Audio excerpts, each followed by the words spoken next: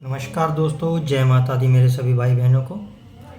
दोस्तों, आज मैं माँ भगवती जी के 5वें स्वरूप माँ स्कंद माता जी की पूजा विधि के बारे में बताने वाला हूँ, कैसे आप माँ की कृपा के पात्र बन सकते हैं।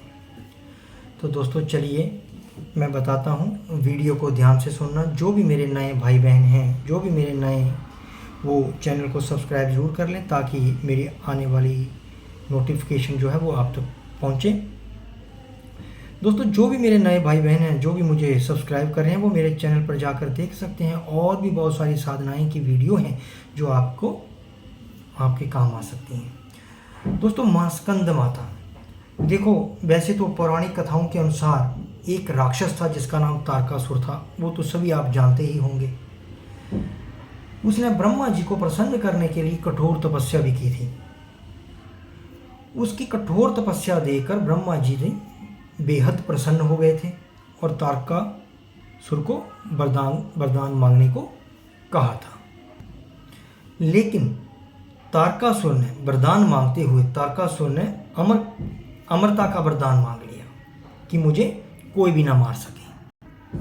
तो ब्रह्मा जी ने उन्हें समझाया कि जिसका जन्म हुआ है उसे मरना है, उसकी मृत्यु निश्चित है। फिर तारकासुर ने निराश होकर ब्रह्मा जी से कहा कि हे प्रभु, मुझे ऐसा वरदान दें कि शिव जी के पुत्र से ही मेरी मृत्यु हो, शिव जी के पुत्र के हाथों ही मेरी मृत्यु हो। उसने ऐसा इसलिए कहा क्योंकि वो सोचता था कि कभी भी शिव जी का विवाह नहीं होगा तो उसका पुत्र कैसे होगा, इसलिए उसकी मृत्यु कभी हो ही नहीं सकती।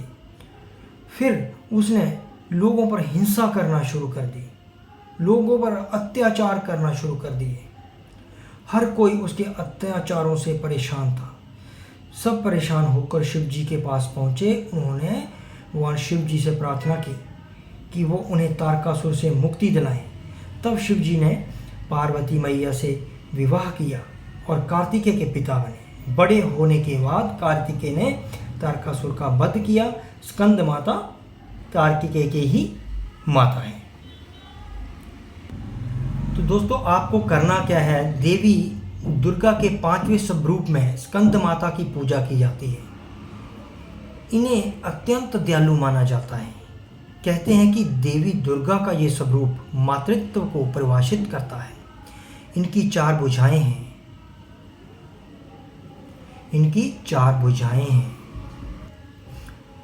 इनकी दाहिनी तरफ की ऊपर वाली भुजा में भगवान स्कंद गोद में है और दाहिनी तरफ की नीचे वाली भुजा में कमल पुष्प है। बाईं तरफ की ऊपरी भुजा वरमुद्रा और नीचे वाली भुजा भी कमल से सुशोभित है। माता का वाहन शेर है। स्कंद माता कमल के आसन पर भी विराजमान होती हैं, इसलिए इन्हें पद्मासन देवी भी कहा जाता है। तो आइए दोस्तों, मैं आपको बताता हूँ कि माँ स्कंद माता की पूजा विधि क्या है।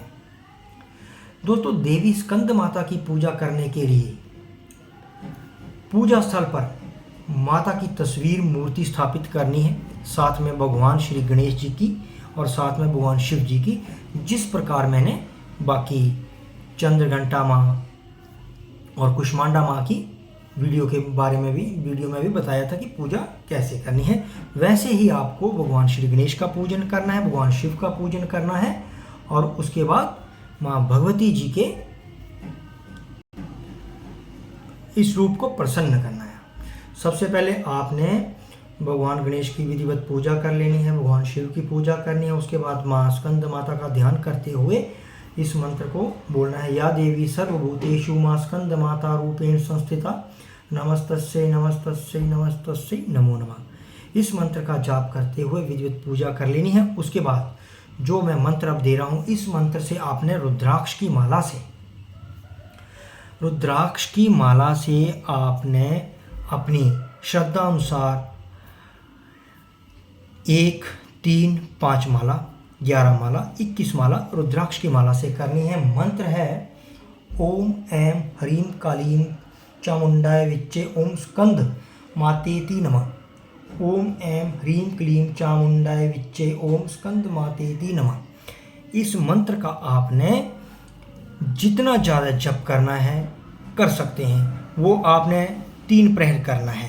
सबसे पहले आपने सूर्योदय से पूर्व उठ के सारा जैसे मैंने पूजा विधि बताई करनी है। उसके बाद आप देखिए जितना आप जप करोगे उतना ही आपके लिए फ़ायदेमंद है, उतना ही आप माँ भगवती के कृपा के पात्र बनोगे।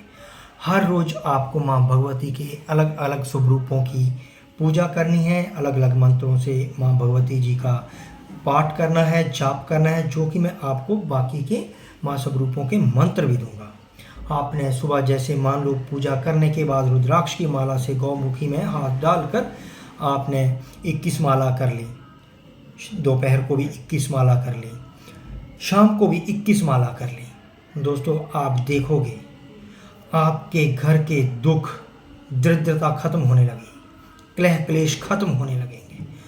दोस्तों अगर एक बार मेरे बताए हुए इस विधि पर विधि विधान से अगर आपने पूजा शुरू कर दी तो आप माँ भगवती के कृपा के पात्र बन जाओगे और आपके जीवन में कोई भी कष्ट नहीं आएगा। बड़ी से बड़ी मुसीबतें भी आपके आगे सर झुका देंगी, कभी भी आपके घर में क्लेह क्लेश नहीं होगा और माँ लक्ष्मी स्थायी रूप से आपके घर में निवास करेगी। तो दोस्तों ये थी माँ स्कंद माता के बारे में, पूजा विधि के बारे में।